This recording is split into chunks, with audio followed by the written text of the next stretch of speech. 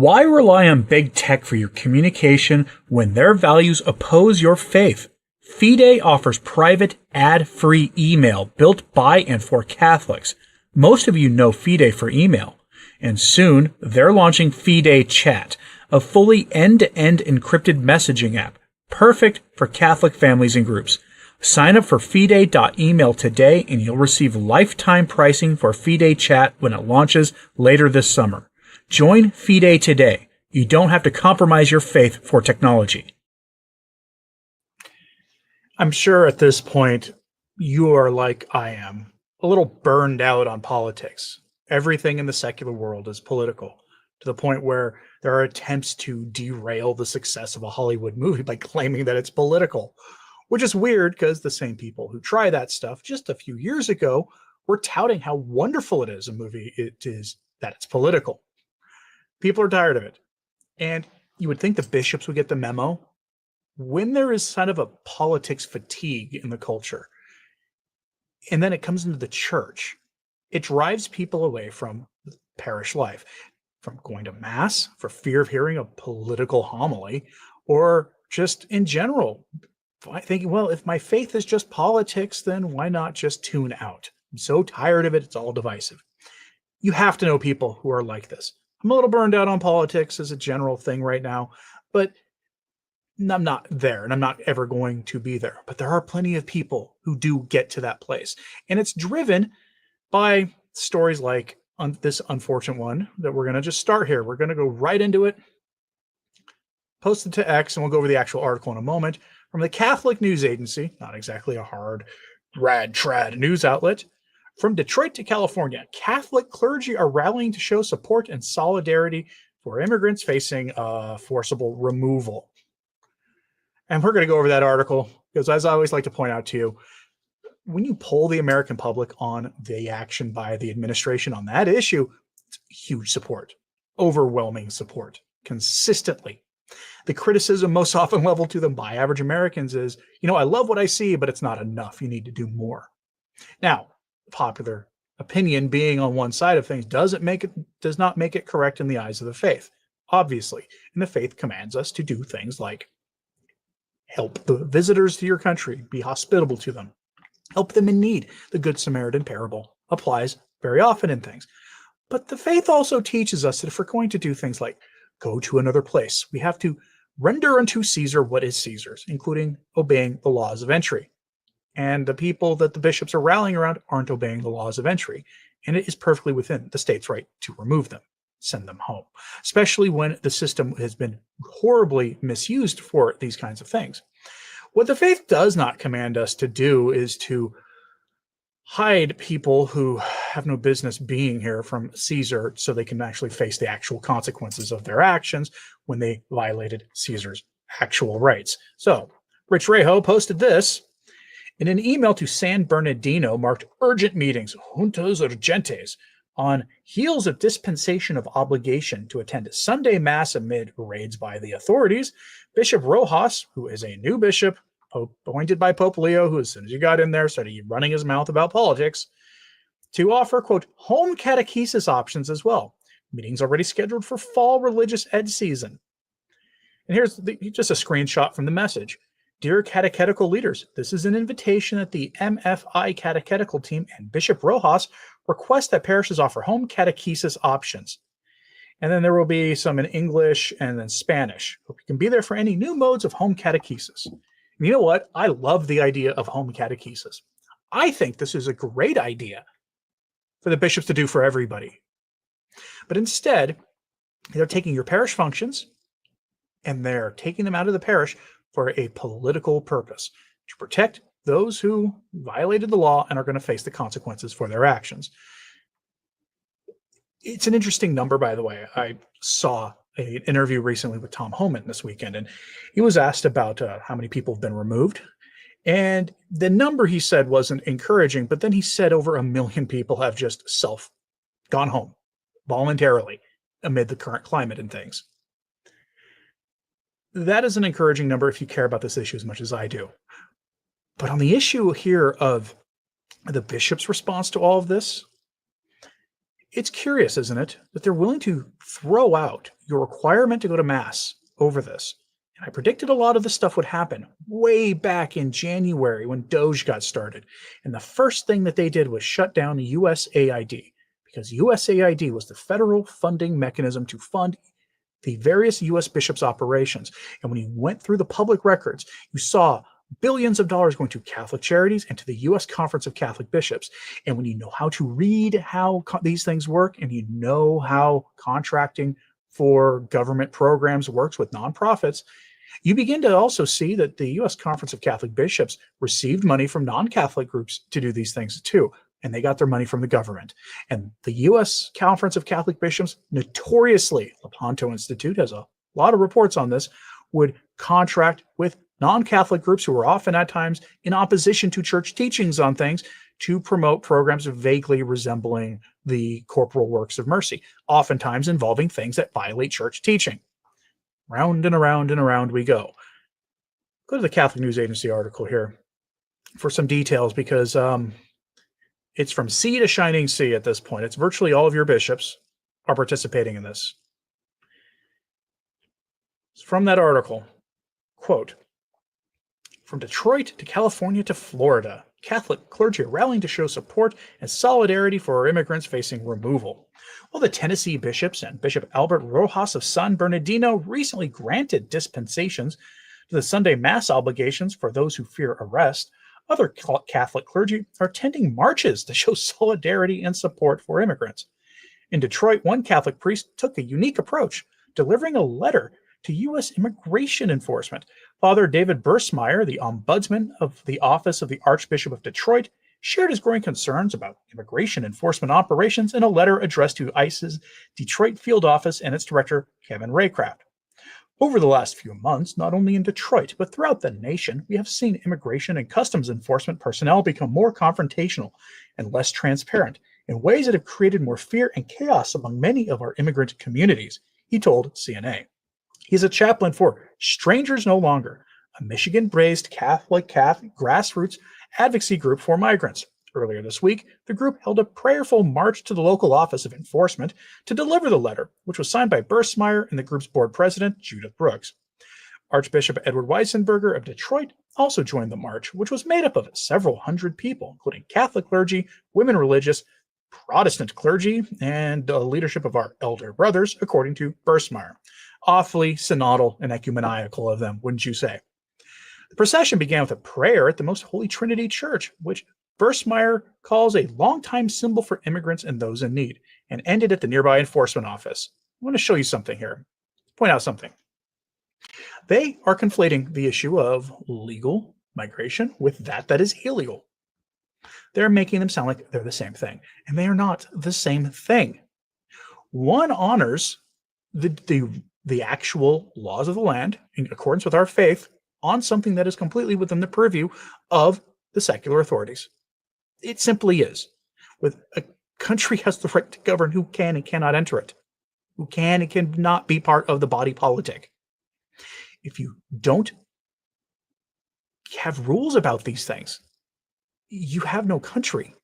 It's as simple as that. You have no body politic. You have no real society. You're just a mass of competing interest groups occupying the same geographic space.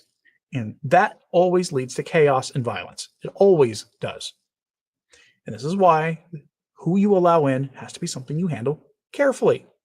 And Catholics have a duty to participate in the discussion around those rules. We can use our faith to inform those rules, to make them more welcoming if that is what you believe, or maybe to come up with good reasons to not let the groups in that people want that have everything to do with our faith. But what's not allowed, it seems, in practice, is opposition to this. There are calls for Tom Homan, a Catholic, to be excommunicated, to have the Catholic agents who do enforcement of these laws to be excommunicated. There are people out there desperately trying to get them to remove their face coverings because they want to reveal their identities and where they live so they can harass them. All of that sounds like things in keeping with our faith, doesn't it? I ask that rhetorically because, of course, we know what the answer is. The answer to that question in that statement is, of course, no. It's nonsense on stilts. Yet these people don't believe in the rule of law. What they believe in is some vague humanitarianism, as you're going to see. And The story doesn't really get that much any better either. See, the office, they say, refused to accept the letter. They wouldn't accept this thing from the bishop. Said the advocates passed the correspondence on to a congressman and a senator who agreed to deliver it to the director. Now, they don't say if it's a senator, it's a federal senator. Congressman typically means a actual member of the House of Representatives. But they're having, the local enforcement agent's not interested in dealing with this stuff. This is just political showboating. This is an attempt. The target audience for this action is not to prick the conscience of the enforcement agents. The target audience for this are Catholics in the pews, to motivate them to vote certain ways and to get them to put political pressure on the administration to get their funding back. That's what this is about. They weren't this vocal about this topic, not really, until Trump looked like he was going to win. Then they got really vocal. And then when he told them that he was going to cut their funding, they got extremely vocal. The letter cited concerns about the agents covering their faces and the lack of identification of agents during the immigration action, urging the director to enforce ID requirements and to ban them. So you know why those agents have their faces covered? Because there are people trying to post where people live so they can be harassed in their homes. That's why. And the fact that the bishops are siding with those people is demonstrably evil. This is absolutely wicked that the bishops are doing this. Additionally, the letter urged the agency to not act without a federal warrant to communicate with local police during enforcement. Oh, I guarantee you they are communicating with local police. I guarantee you they are. And they already have a federal warrant. They have expulsion orders for all the people in question. There's your warrant. Finally, the letter criticized the separation of families, leaving men, women, and children behind. Well, as the director of the agency said, they can be all removed together, and that's generally how it's done. And the Department of Homeland Security said in a statement this week that rather than separate families, the agency asks mothers if they want to be removed with their children or the child should be placed with someone else safe the parent designates. Despite being turned away at the door by agency staff, Burstmeyer hopes for dialogue. Our hope is that enough people will come to see that the current procedures in place for treating immigrants leads too easily to inhumane, unjust, and unnecessary actions, he said. That, in turn, can lead to a dialogue about national policies that can provide a more just and less knee-jerk framework for handling such cases. You see, here the problem is, again, the general public is on the side of the administration on this. Every poll shows that. And it's not by narrow margins. It's by large margins. Usually with the main complaint being, you're not going far enough. People have snapped. And one of the reasons people have snapped is because the church has aided this problem in festering and growing, misusing the gospel for political purposes that are nakedly partisan. And they justify it by a weird kind of humanitarianism. And you might have noticed, humanitarianism is a massive topic in the church in our time. We often get criticized by Protestants for conflating the gospel with basically the works of mercy, the corporal works of mercy.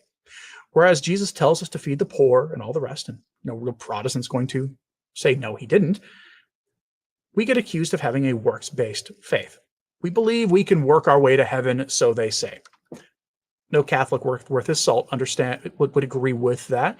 We believe that works are part of our faith. Jesus told us to do it, so we go and do it. But some take it too far. The U.S. bishops on the migration issue clearly take it too far. Obviously take it too far. I'm going to turn here to our other favorite group of bishops, though, the German bishops. On their official website, they published this piece with this headline, "Churches must not slacken in their humanitarian commitment." And as a general rule, I think we can all agree that Christians of all kinds are commanded to do what the world calls humanitarian aid. Feed the poor, clothe the naked, all that stuff. We're commanded to do it. And the key word is we, meaning people, individuals. We can form groups to do it. That's where nonprofits come in, or just informal, church groups go out and do these things. We can give money to the church to do that work. I can see arguments for governments doing the work too. But what we're not commanded to do is to just have some other people do it on our behalf. Instead, we are told to do it ourselves. Gospel's pretty clear. And I want you to let me know in the comments if you think that's what they think here. If instead this sounds more like a political thing. From the German article, quote, "The imbalance is worsening. In the end, they are doubly punished, especially the poorest of the poor. More wars and violent conflicts are leading to more flight and migration, especially in the affected countries themselves. But the resources to help them are shrinking. Caritas International drew attention to the dramatic situation earlier this week when it presented its annual report. Worldwide, there's a shortfall of 60 billion euros compared to the previous year, which corresponds to a third. When need is actually increasing, aid projects worldwide have to be stopped and employees laid off. The Federal Republic of Germany has also cut funding by more than 1 billion euros. Now, given the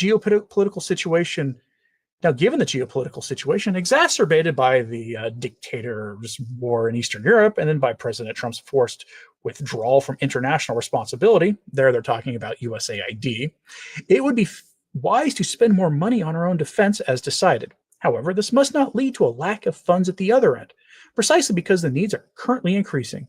Against this backdrop, it would be a mistake to attempt to shift from a policy-based, not least on Christian values, to a purely interest-driven approach.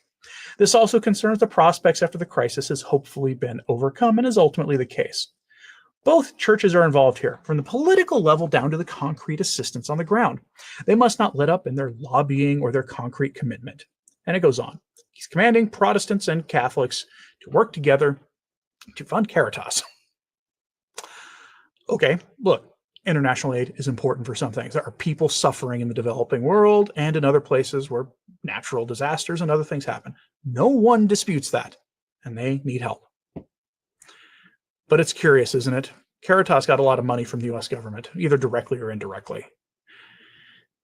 And there are bishops now reporting on the crunch caused by the U.S. government not giving money anymore. But I have to ask, why is it the U.S. government, meaning the U.S. taxpayer, and taxpayers who have yet to be born, their responsibility to pay for this stuff? The U.S. government is right now like $38 trillion in debt, something like that, some gigantic, ridiculous number. It's an amount of money that none of us in our lifetime will ever see paid off. And we continue to spend at rates that are utterly irresponsible. Our first duty as people is, of course, to our churches and our families and things. But when it comes to the ordering of our priorities, we have a duty more to our own country than to other places. And that becomes more clear when you realize that at some point, the national debt, payments to maintain the national debt, are going to exceed tax revenue. Economists have warned that that day is coming.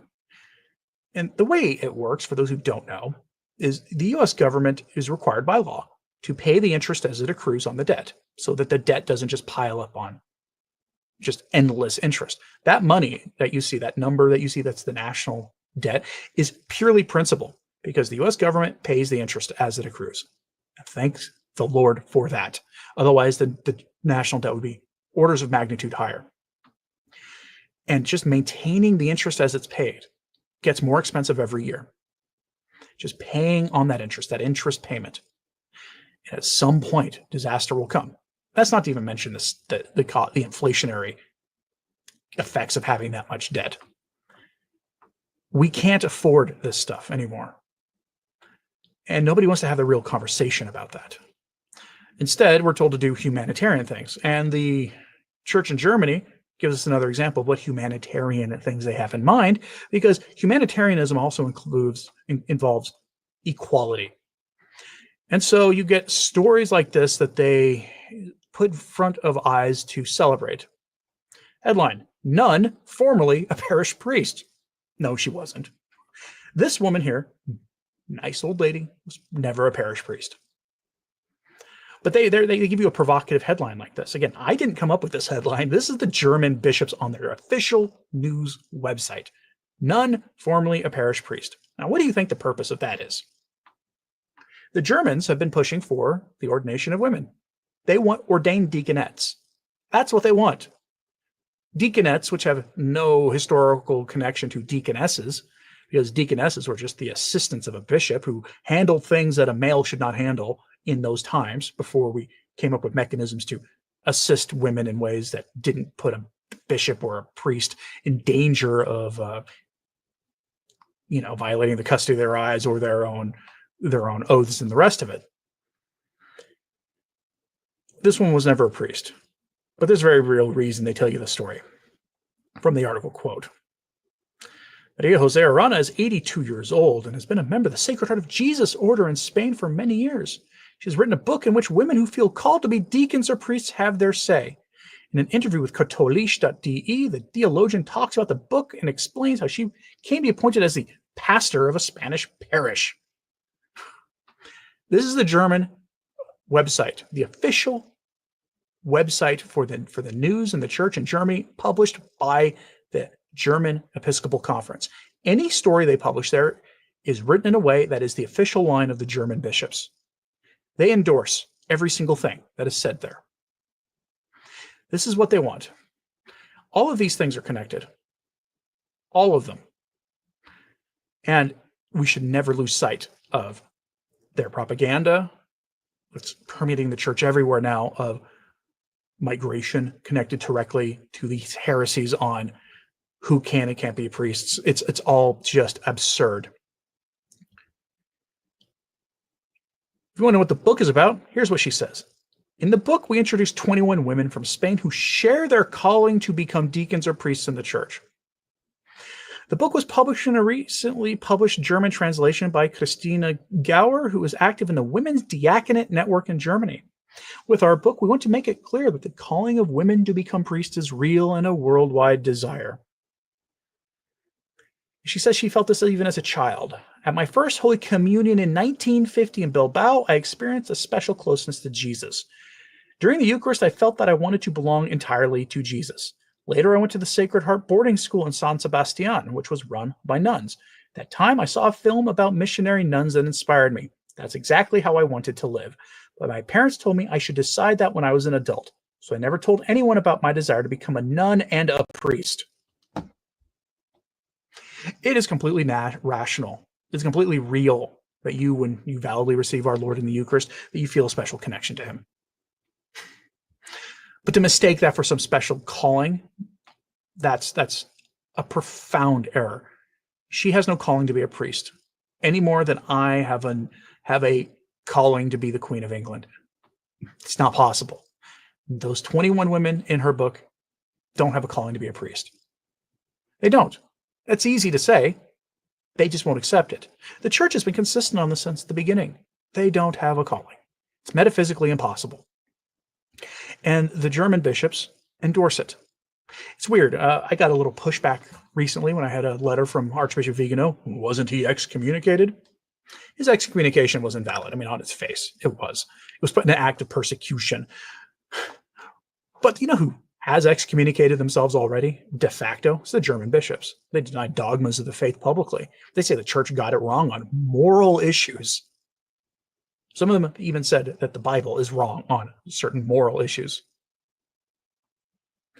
And yet they don't get excommunicated. Instead, they amplify nuns like that, who just say the most absurd things. They say, as a teenager, you wanted to become a priestess. Well, I'm glad they're using that word. And wrote in the book that you would have preferred to be a boy. When I was 13 or 14, I wanted to become a priest. It bothered me that this profession in the church wasn't possible for me because I was a girl. At the time, I didn't think it would be better if I were a boy. I thought more, the church should change its laws and allow me to be ordained one day. This injustice, the spotless bride of Christ, ladies and gentlemen, is guilty of injustice on matters related to theology, according to her. Hurt me because I wanted to follow God's call. I wanted. And that is the phrase you will hear always in these stories. I wanted. I'll tell you what I want. I want a Catholic Church that does what the Catholic Church has always done until very recently. Uphold the moral laws, tell the world when it's wrong on morality, correct the errors among laity when it comes to theology, and work tirelessly, first and foremost, for the salvation of souls. And from everything else flows. But instead, we get this false gospel of humanitarianism. It's at the heart of everything we see from Rome right now, and of the voices they silence and the voices they amplify or tolerate. I'm curious what you think about this. Let me know in the comments, please. Damien Keller with a super chat. It's the Judas syndrome, Satan's wages. That is very, very accurate. It very much is the Judas syndrome. Let me know what you think of all this in the comments, please. Hit like and subscribe if you haven't. It certainly helps. Sharing this on social media helps too. Do you see how all this is connected? If so, let me know. As always, pray for the church. And for everybody I spoke about here, I'm not trying to rally you up against that nun. She does a fantastic job of that on her own. Please pray for her. I'm Anthony Stine. Ave Maria.